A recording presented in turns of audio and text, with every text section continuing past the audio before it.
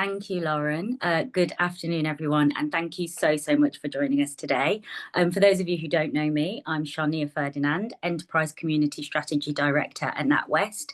And in case anyone has joined who is visually impaired, I'm a Black woman in my late 30s wearing a red polo neck top. I'm incredibly excited to be hosting the final event for this year's IAmRemarkable Week.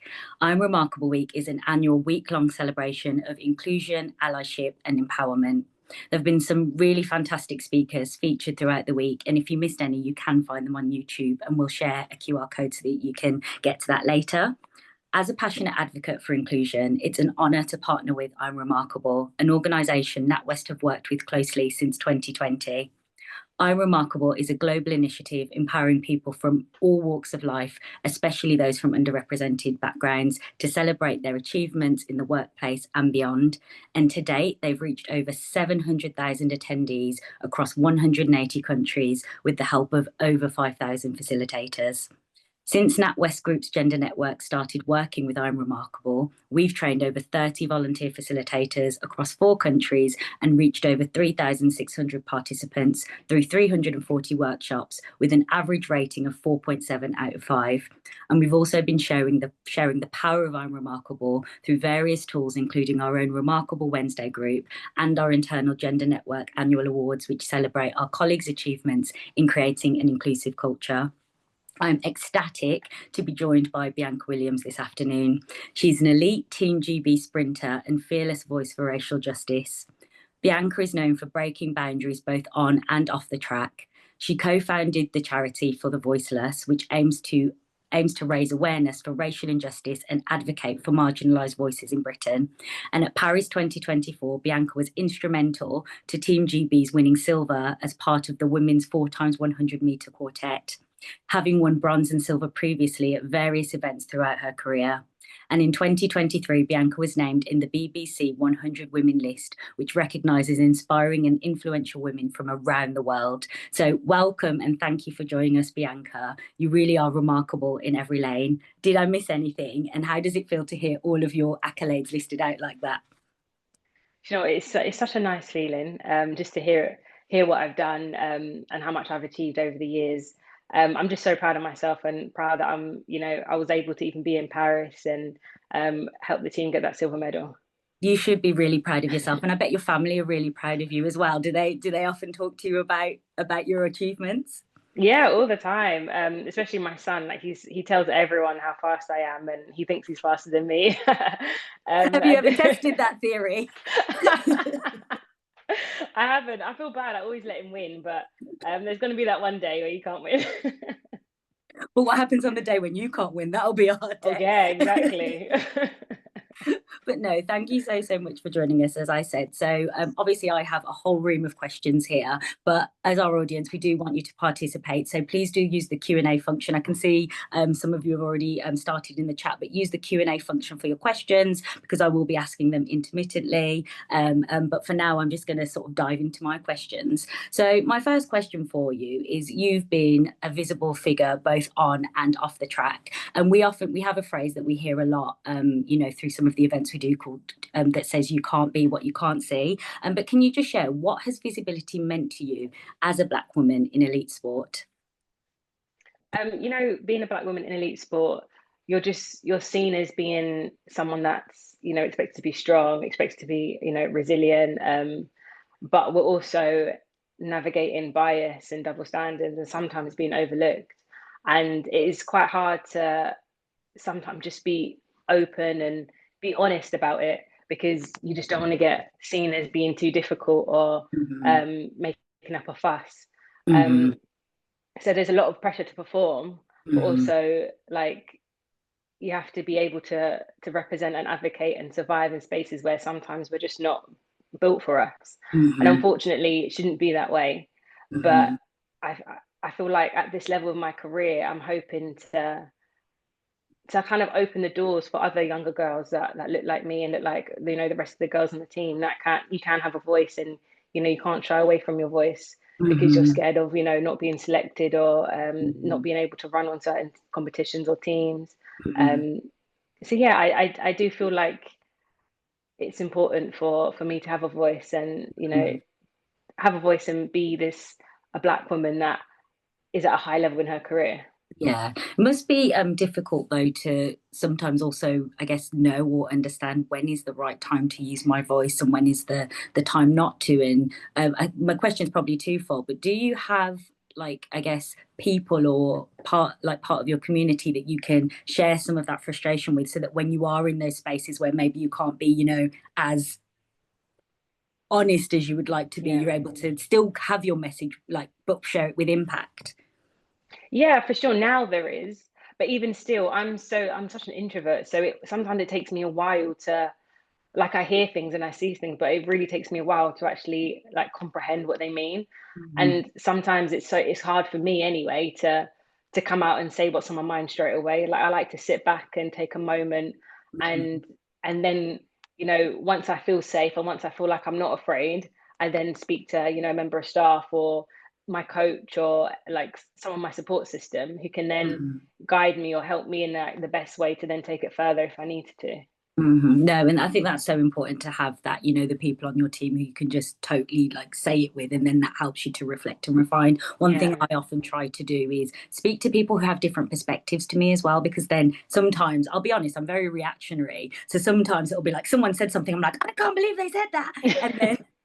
And then when I speak to other people, they're like, well, did you see it in this way? Maybe they would Yeah, say it from that angle. So that really helps me to think about, okay, maybe they're what I initially thought their intention wasn't what their actual intention was. it is hard. It's And hard. I have another question for you.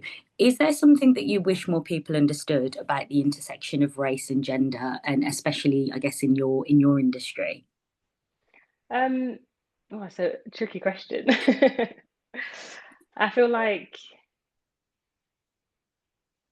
oh, sorry, can you say that again? Yeah, I guess so we talk about intersectionality. So a lot of the time when we think about inclusion, we talk from very specific groups. So we'll talk about, being a black person or being a woman separately, but actually being a black woman, I guess there are certain experiences that you'll have that black men won't have, for instance, or certain experience you'll have that white women won't have. So in your industry, are there things that you sometimes wish people understood, the experience that's very specific to black women, that you have in your industry?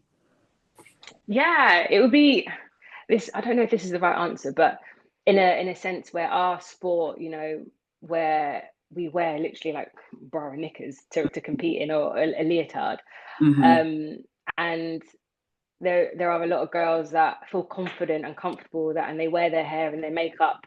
This is our only chance to really be on TV. So a lot of girls love to look really pretty, and there are comments, and there have been comments before, and people are saying like, why do these girls, or like, why do the black girls need to put Mm, on so much makeup, or mm, wear big cute earrings, or have their hair, if I don't know if their hair's in braids, mhm, mhm, or it's in an afro. There's always questions about that obviously the men won't have any issue with, mhm, and white people don't have an issue with, because they can just slick their hair back, and unfortunately for us black women it's hard to do mhm, that. We can't just slick our hair back and go out in the sun mhm. and sweat and expect it to still be the same once we finish racing. It's just not going to work.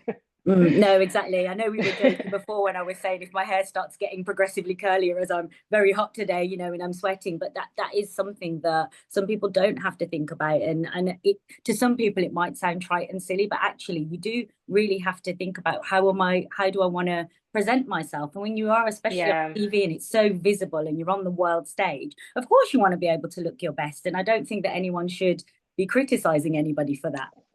Yeah, no, exactly. And sometimes it's so hard because there's always, the internet trolls, and there's always people are always going to have something to say, Hmm. unfortunately. And sometimes it's just like, do I take the risk? Do I make myself look really beautiful, or do I just keep it?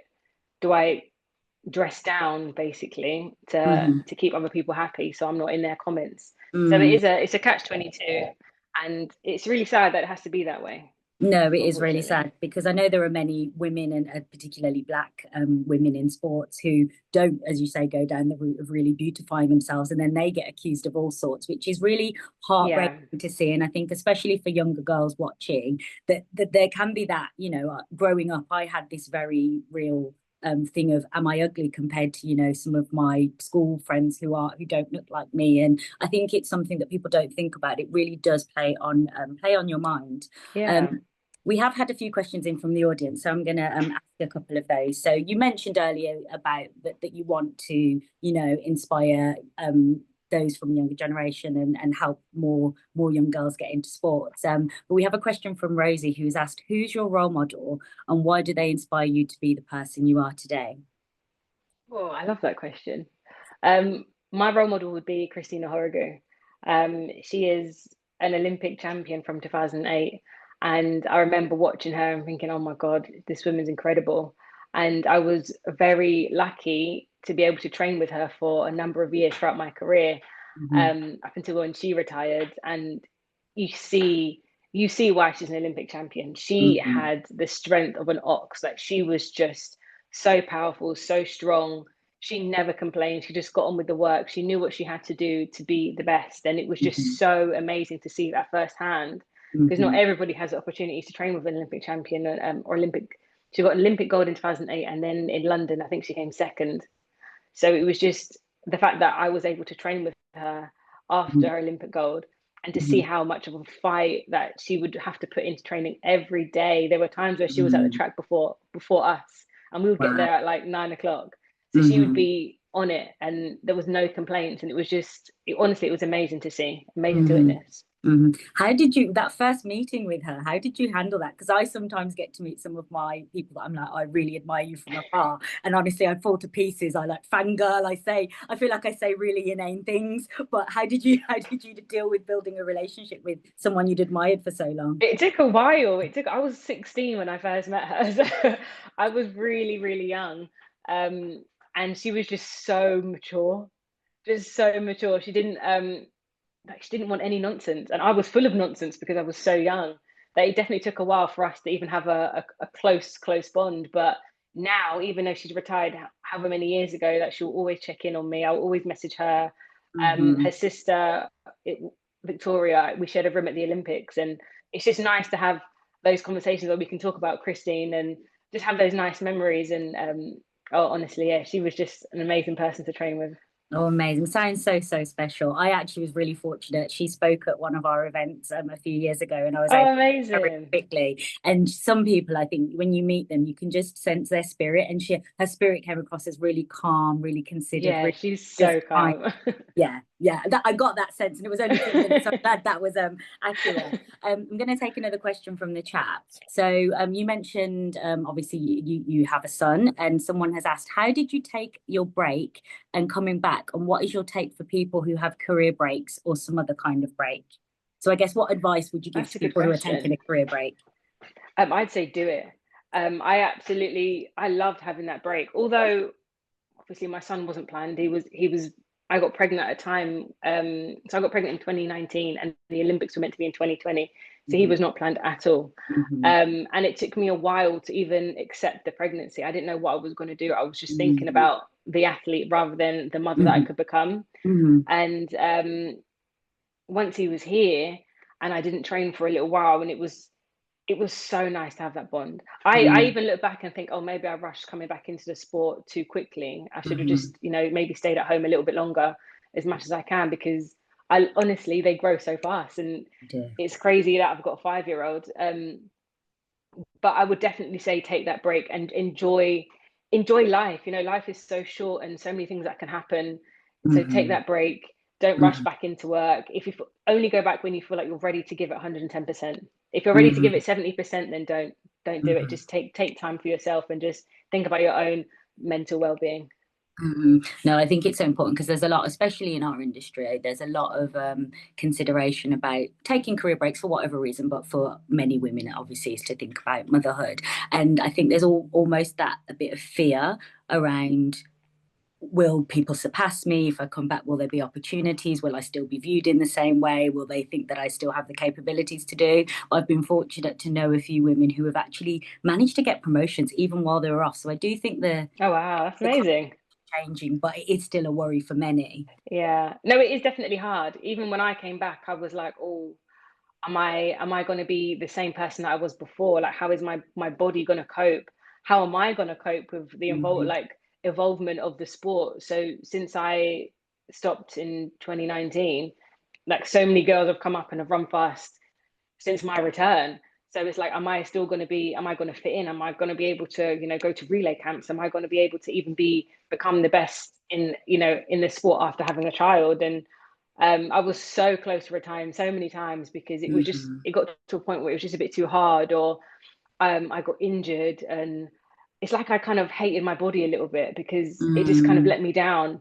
Um, and there were times where I did get selected. So I remember in 2022, I got selected for the World Championships.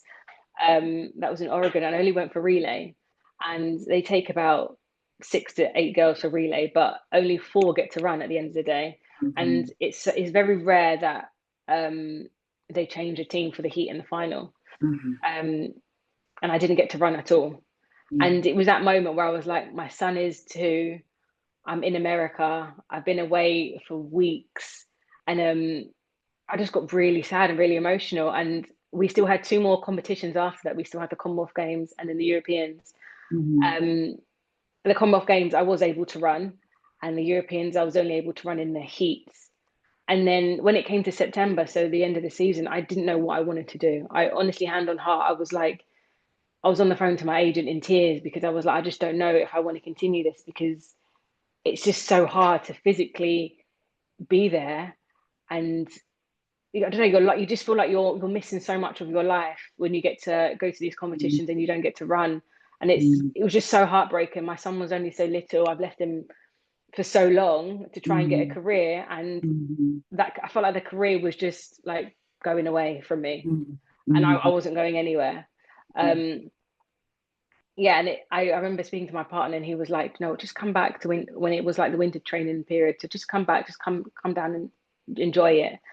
I didn't enjoy it, but I was there, and I'm so thankful I didn't quit at that time, because Mm-hmm. 2023 went on to be one of my best years since having my son, and I broke up my 9-year 200-meter personal best. And we got a bronze medal in the relay at the World Champs. And if I retired at that moment, that opportunity would have never happened. Yeah, no, that's incredible to hear. Well, congratulations, first of all, for that, because Thank you. that's just an incredible experience in and of itself. But I think as well, it really speaks to the fact that there is life after having children, there is career after having children, there's opportunity. But I think what it's pinging in my brain or making me think about is that resilience, especially after you have a child, your body's filled with hormones, your emotions are all over the place. How did you face into building resilience, and how did you also intersect that with, I guess, being able to be vulnerable? You mentioned you were crying to your agent, but did you feel safe to be vulnerable with more widely than that? Um, I don't answer the vulnerability question. Um, I'm such an emotional person. I cry all the time. I can cry watching a program. So, like, I felt that my agent was just that safe space at that Mm-hmm. time where I Mm-hmm. could be emotional and I could just tell him how I was feeling, because there were so many emotions that I didn't know what to do. I didn't know what to do with my emotions. I didn't Mm-hmm. know, and I know that I was just sitting there in front of the TV in September, just wondering, what am I going to do? Where is my life going to take me? If I retire now, what happens?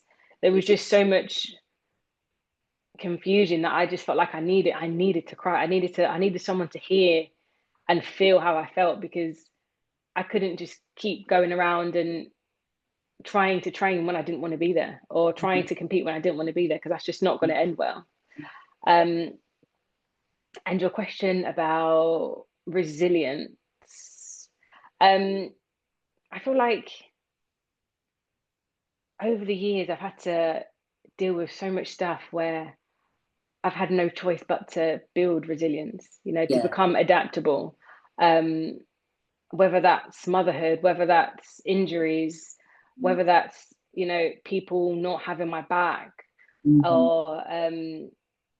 or even my own sports people not having my back, the governing bodies not believing in me. I've had to really dig down deep and prove to them and prove to me why I deserve, the spot on the team. Mm-hmm. And that comes with takes so much energy. It honestly takes so much energy out of your mind and your body, Mm-hmm. to constantly prove to people how good you are, when really Mm-hmm. and truly it should never be that way. So I feel like I've definitely had to build thick skin because I've had no choice but to. And like I Mm-hmm. said, I'm such an emotional person where I've really had to like lessen that a bit and just to really try and build that wall to resilience and to show resilience and not let people know how I'm feeling, or like I can cry in the house, but when Mm-hmm. I'm out on the track, if something happens, like you've got to carry on, you've got to walk off, you've got to do what's best for you. At the end of the day, you can't let people show that you're disappointed or you're Yeah. sad. Mm-hmm. Mm-hmm. No, I totally get that. And I think I feel like it almost feels like a bit of an elephant in the room. But obviously, we've seen some of the challenges that you faced, and one of the most notable challenges and incidents that you faced was with the Met Police. How did you go about navigating that? Because you've built obviously your resilience in the day job you do and the work you do, and so some of that stuff, as horrible as it is, you get used to it, and so you build that Mm-hmm. thick skin. You're used to it, but this would have been, completely blindsided you. So how did you go about navigating that, and what kept you grounded during the aftermath of that time? It's really hard. It's been 5 years. I think it was 5 years earlier the last week, and even now it still triggers me. It just thinking about it. It's like it's so hard to and it's so hard to understand what happened, and it's still crazy that it was so real. Mm-hmm. Um, and I would say that the only thing that kept me going was just my son, just knowing that I had to get up for him, knowing that I still had to take him to well, just look after him, and knowing I had to Mm-hmm. be a mum and I Mm-hmm. had to look after him because I had my partner as well, but it was just such an emotional time where I had to like, kind of block it out in a Mm-hmm. sense, Mm-hmm. that I just had to be literally had to be a mum, and that was the only thing getting me through because I had to. And it and Mm-hmm. I if on I wouldn't even want to think about if I didn't have my son and what I'd do or whatnot, Mm-hmm. because he was honestly like my guardian angel. Mm. And it sounds like he's such a great source of obviously inspiration for you, which I think Yeah. everybody's children are. So, I guess what thinking about your son and who he is now, I mean, he's 5 years old, so he must be a really interesting and hilarious age, but also trying age. What kind of like legacy do you want to leave for him? The legacy I'd love to leave is that no matter what happens in your life, you always have to keep going forward. And Hmm. it's okay if things don't go well, it's okay if you have to take a few steps back to then go forward, that's fine. As long as you know your end goal and you try and you strive to achieve everything for that end goal. Hmm. I'm sure he will definitely learn that from you. I have another couple of, well, quite a few questions, I should say, from the audience. So I'm going to try and get through as many as I can. And we've got one from Marty. How did you manage success, and how has your life changed since you started winning? Oh, thank you. How do I manage success? Do you know what? I actually don't know. I feel like I really just keep going. I feel like I don't really have time to stop. So when I have these moments and these events and you read my accolades to me, I'm so proud. Like I'm genuinely so proud. And it's crazy. I went to the Olympics in 2016, and that was a moment I didn't get to run that at the Olympics. And the girls came third. And I was so happy for them, but also so disappointed in myself from the fact that I wasn't able to run. And then 2020 Olympics or slash 2021, I had a child.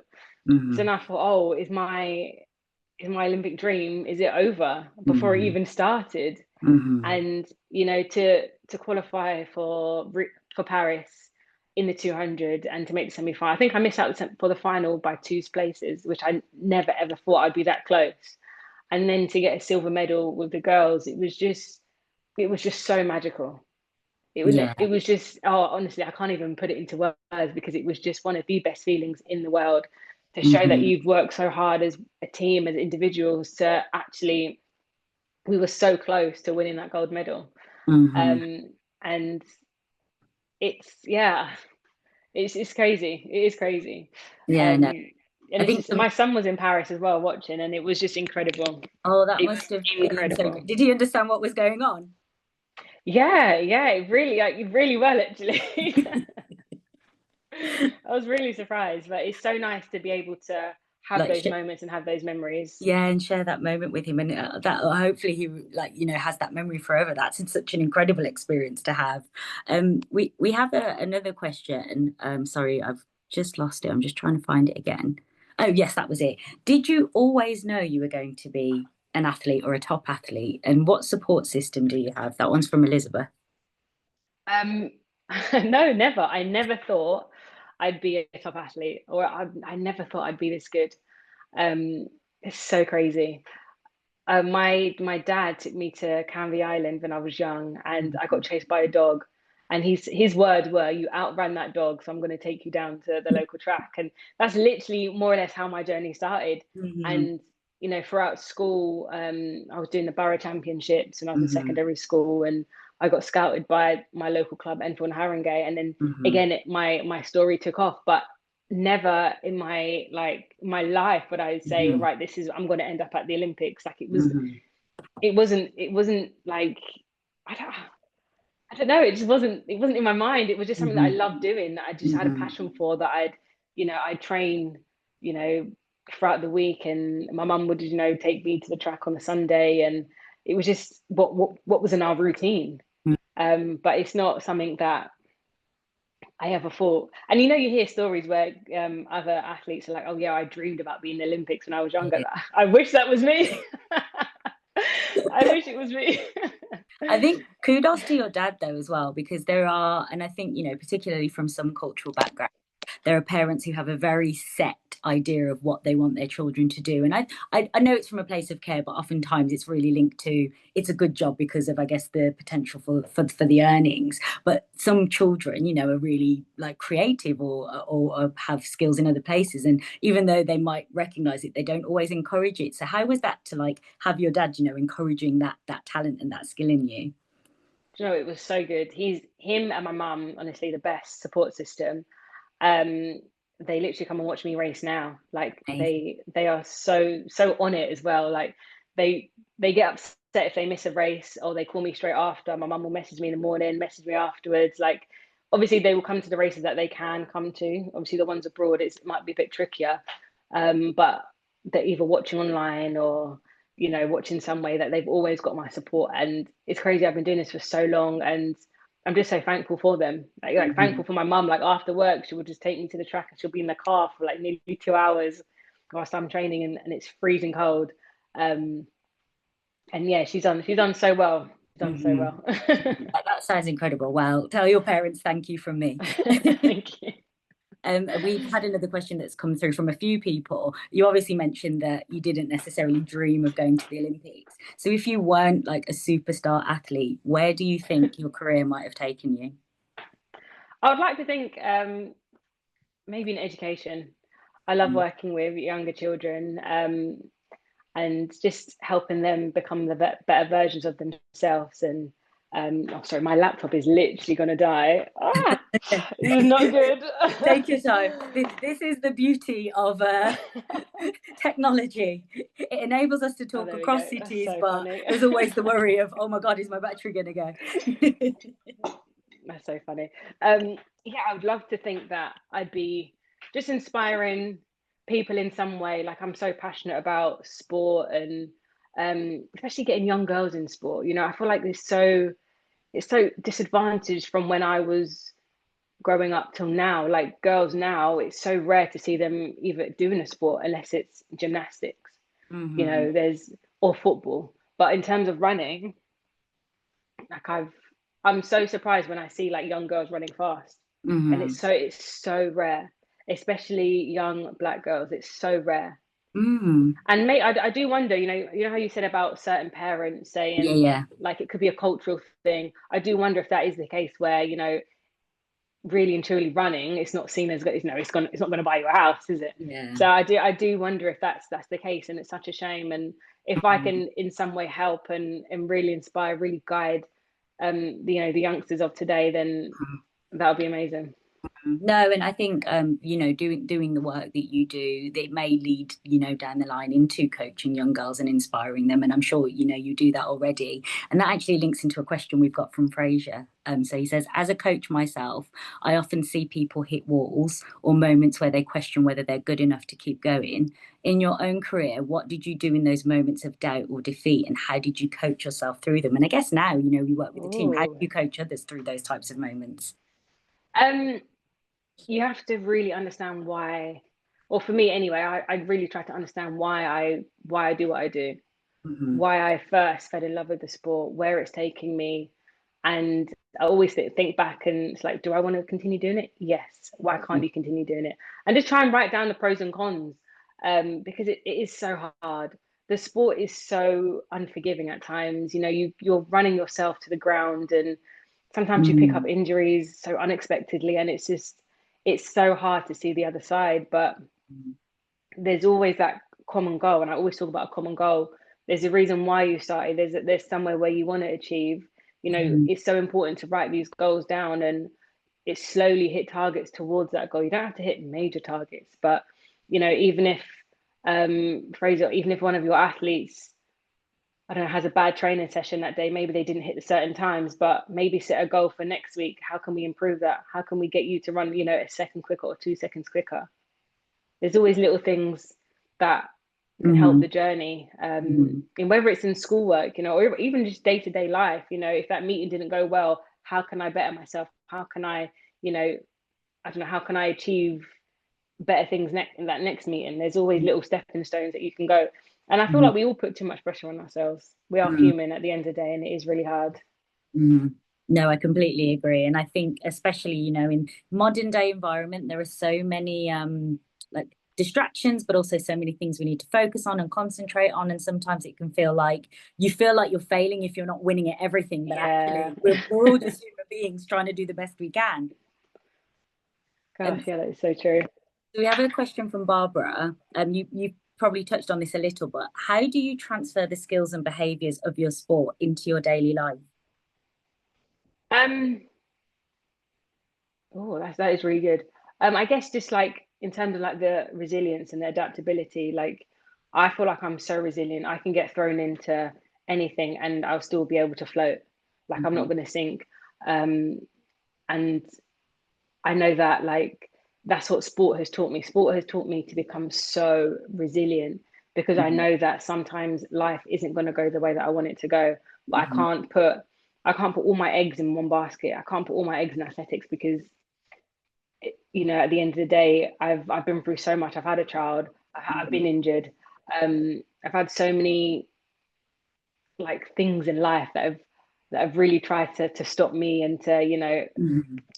cause me harm. I'd say, um, but I've honestly I've learned to use that resilience in my daily life and not to allow anything to come in between me and um, my common goal at the end of the day.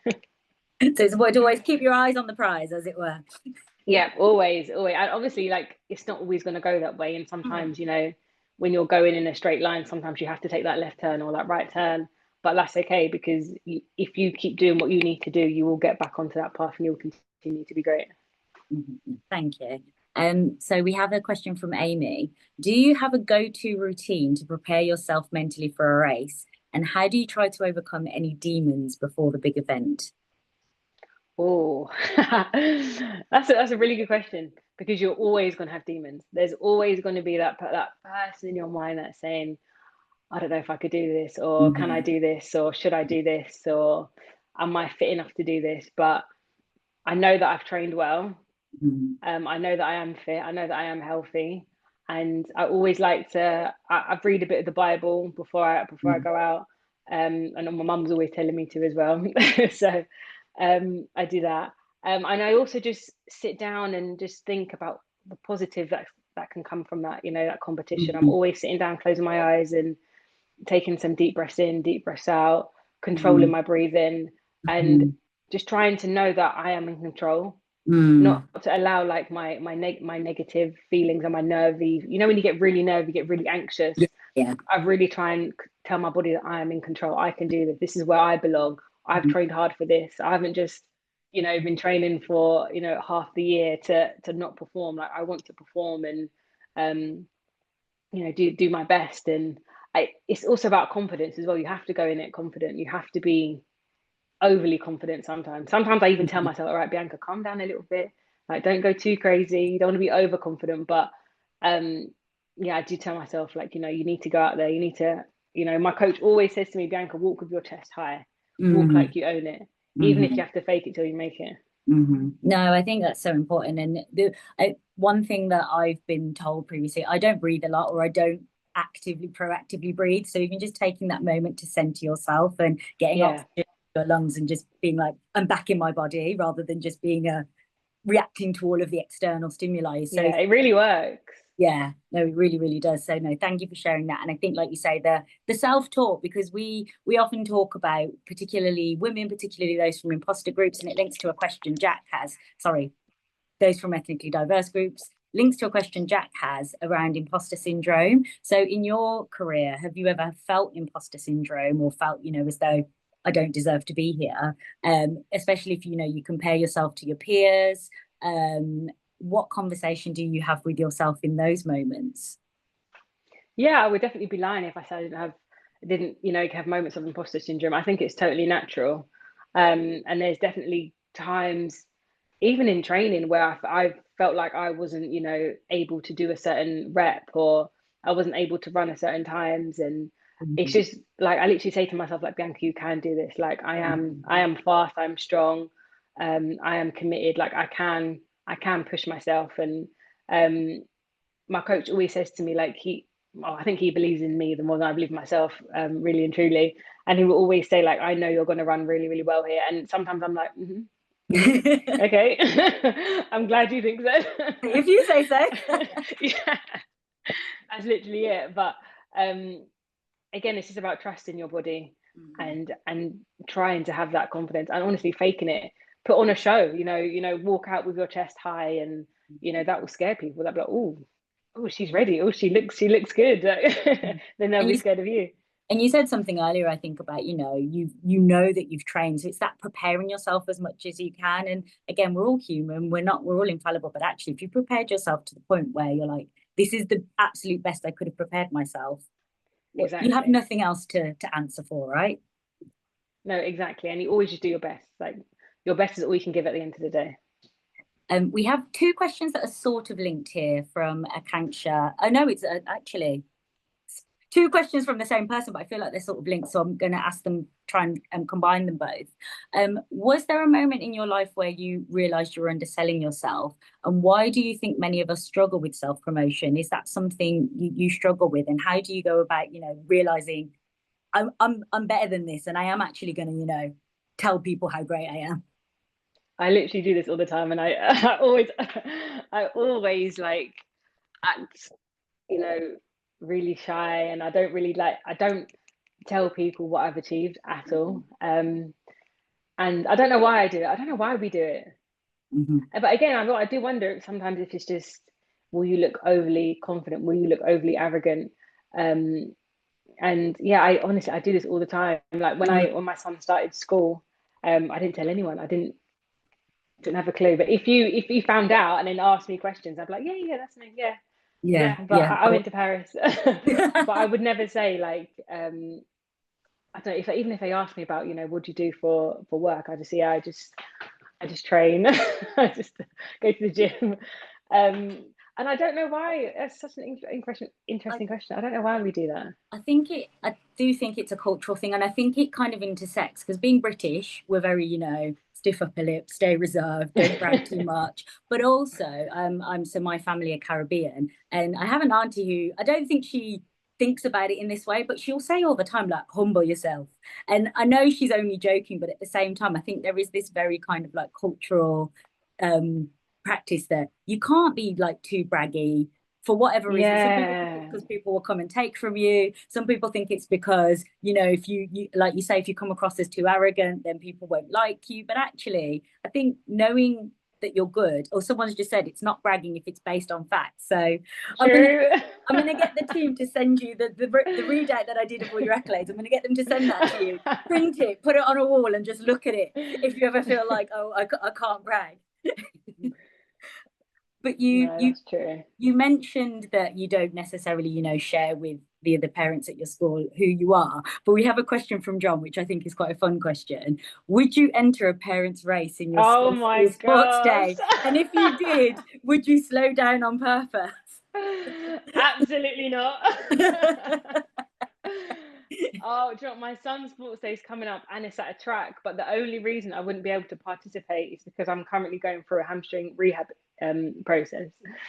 So that's the only thing stopping me from going out and killing these parents, because I would love to.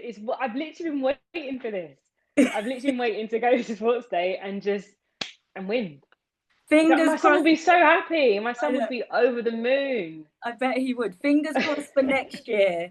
And if you Yeah. do, please do get someone to film it and share it with us, because I want to see you smoke those parents. I don't know if people have seen the videos of Shelley and Fraser Price. She takes part in her son's sports day every year, and I love it. I absolutely love it. I'm surprised people even still line up with her. What is the point? It's a She's bit just lame, jogging and actually, she's gonna win. for doing it, just to be like, well, we know we're not going to win, but we'll still participate. Oh gosh. Yeah, no, I'm so gutted. I'm so gutted that I can't participate. I am praying that your hamstring is rehabilitated within the next year, so that you can do Yeah, it. no, that would be amazing. Thank you for that question, John. So Sandra has asked, the teamwork with the girls in the relay seems to be the key continued success of the team. Are there any insights as to aspects of that teamwork that we can learn from? Do you know what? We all have this common goal. Like, our goal is to win. Our goal is to go out there and perform. Our goal is to be the best girls in the world at the relay. And it's taken a few years to us to really gel. But now we're so good. We're so close. Like, we can do exchange with our eyes closed and just putting our hand out. Like, we're so well bonded as a team. And it just shows on the track. It just shows how good we are. It just shows how good we gel. We get the job done. And it's so nice to see that these, like us, that we are amazing. Like, we can do anything, and we literally work together as a team. And it's so important to have that team bond. And we do a lot of work with our psychologists. We do a lot of like teamwork, and it's funny because we work well as a team, but everyone's got different personalities. So you put us in a room and give us a challenge, it's like, nah, nah, nah, nah, nah, nah. Like, it's so crazy. Like, whereas I'm such an introvert, I'm looking at everyone thinking, what is going on? You've got people over here saying this, people over here. Like, it's funny, nobody listens to each other. When we're doing these, nobody listens to each other. And we always say this is why we lose in these games, because nobody listens to each other. But when it's on the track, we're so different. Like, we're so on it. Like, we know what we want to do. We all want to achieve success. We all want to have that gold medal. And yeah, on the track, it just shows how good we are. No, fantastic. Is it almost like having a hive mind? I was recently at my grandparents helping with gardening, and I'm really close to my cousins, and there was something that I needed, but I was so tired I couldn't actually verbalize it. And my cousin just looked at me and went, "Oh, do you want that thing?" And my uncle was like, "What just happened?" I said, "We're so close that we don't even need to speak to communicate anymore." But having that kind of bond with people, just like is that. really special. It's so important. It's so important, especially when you get thrown into the deep end as well. Like, someone's got your back, and it's so nice to know that you're not alone. No, definitely. Thank you. And so we in our organization, we are, talk a lot about how we give feedback, how we can, help to make each other better and help to make each other great. So how do you deal with feedback? Do you actively seek it out, and how do you take it on board when, maybe it's not always positive feedback, without taking it personally? Sometimes you can't help but take it personally. Sometimes, especially when you feel like you've done nothing wrong. But at the end of the day, like, feedback always helps. It always makes you a better person. And and it's always nice getting feedback from someone who knows you like really well. So if it's from my coach, or if it's from one of the relay members of staff, if it's from my partner, sometimes even if he gives me feedback, I'm like, oh, okay, I don't want to hear it from you, but but I know he's got my, best interest at heart. But when it comes from my coach and, members of staff, it's knowing that they're not doing it to make you sad or to, diminish you. They're doing it to make you better, become a better athlete, become a better person. And you just have to have that bit of thick skin that not all feedback is going to be positive. And as long as you know that, you've just kind of just got to, take it on the chin and to be like, okay, fine, I'll work on that next time. Or even just ask, like, how can you help me? But just because they give you feedback, also ask for help, because sometimes you get the feedback and you're like, okay, where do I do this? Like, where do I go from here? No, and I think that's so important, actually, because it's sometimes when people do give you feedback, if you do ask, how can you help me? Or maybe, just ask them to reflect a bit more, share a bit more. Sometimes you'll realize that the feedback might not be based on all of that much as well. And so I think it's important to reflect on feedback, but also realize that not all feedback is helpful feedback, because people are often giving feedback from their perspective, which isn't always exactly the same as that is true. But it is also a gift. That's what we like to say. It's a gift. We've got a couple more questions coming through. I've got 2 final questions I want to ask you. So I'm going to ask one more from the audience and then finish with my question. Oh, this is a nice one. Are there any books, quotes, or resources that helped you embrace your own remarkable journey? Oh, I'm gonna have to say no. There wasn't any. It was just my mum. My mum really pushed me to be a better athlete. She was the one that was like, no, you're training. I remember I stayed over at a friend's house, and my friend was getting a puppy that day, and my mum came to pick me up to take me to training. Oh, I was so disappointed. I was like, no, I don't want to go. I want to see the puppy. I don't want to go. And she was like, no, we're going. Like, we're going. That's it. Like, I'm here. We're going. And she's like, Bianca, you can be great. You just have to do certain things to be great. You can't slack off. And it's so hard because we all want to slack off sometimes. You always want to take the easy road, but you have to work hard. You have to work hard. No, you do. Thank you. And so, final couple of questions from me. What advice? I just see a comment. I feel the same about the puppies. I'd miss work for dogs. Oh yeah, Lauren loves dogs, and I'm sure she has horses. What advice do you give, or would you give, to young athletes, especially those who are from underrepresented backgrounds or who are underrepresented in their fields? I'd say that anyone can be great. Anyone can be successful. You have to be willing to put in the hard work. You have to be willing to not listen to outside voices. You have to be willing to really strive and literally work hard, motivate yourself. Oh God, there's so many things I like to say that you really just have to push, be your voice, because sometimes your voice isn't heard, but it can be heard if you keep pushing, keep fighting. No, and I think it's so important. And I think just you, by doing what you do, you enable others to have their voice, because when they see you, they're like, well, she can do that, I can do that too. And I think that's why it's yes, exactly, representation matters. Representation, it's so important. It's so important.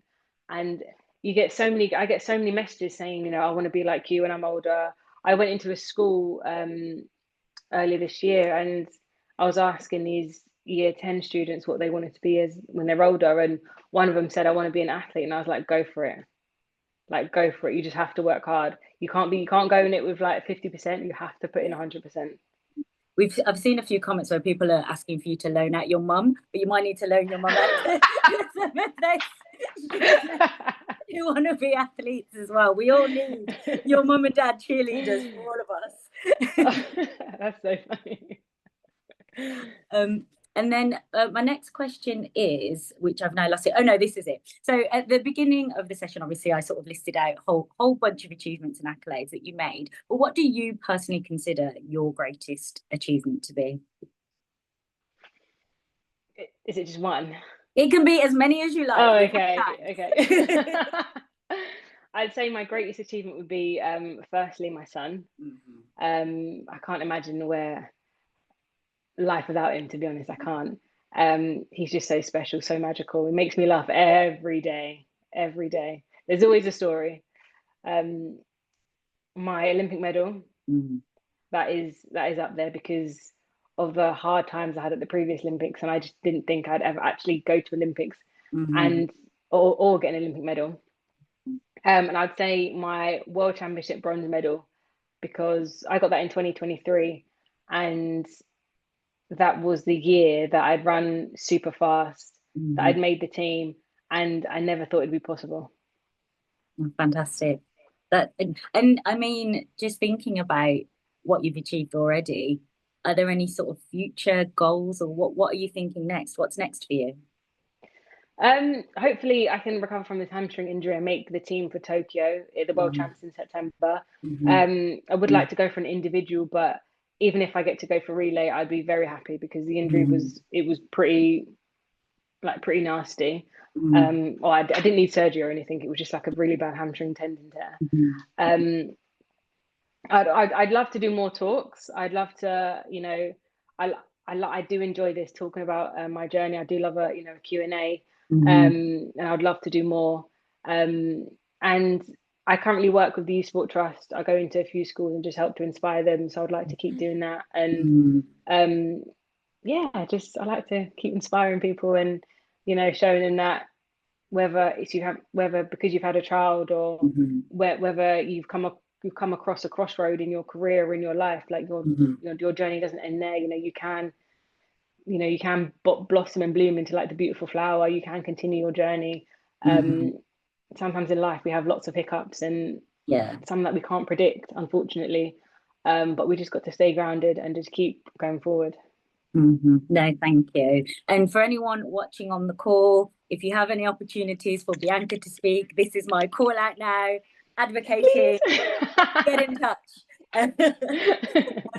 And we've had a few comments pop up just saying thank you so much. This has been so inspiring. Honestly, it has been such a pleasure to speak with you and listen to you today and hear everything, hear some of your experiences, but also your really positive reflections on them, and the fact that you've built that resilience, you keep going, you still have future focuses and future goals. So my final question, that when we do an I Am Remarkable session, we ask all of our guests, can you tell me what is it that makes you remarkable? I am remarkable because I'm a full-time mum and a full-time athlete. How do you have two full-time jobs? It's so hard. No, I love it. Amazing. No, thank you so much, Bianca. You really are remarkable in every lane. Thank you for your time. It was really wonderful to hear from you. Thank you to everyone watching this final event for I Am Remarkable Week, and for all of the great questions. They were really fantastic. And please do take a look at the I Am Remarkable website for more information on how you can get involved in the workshops aimed at celebrating the power of inclusion and embracing our achievements. There's a QR code, so please scan that, and have a wonderful rest of the day and weekend. Thank you. Thank you so much.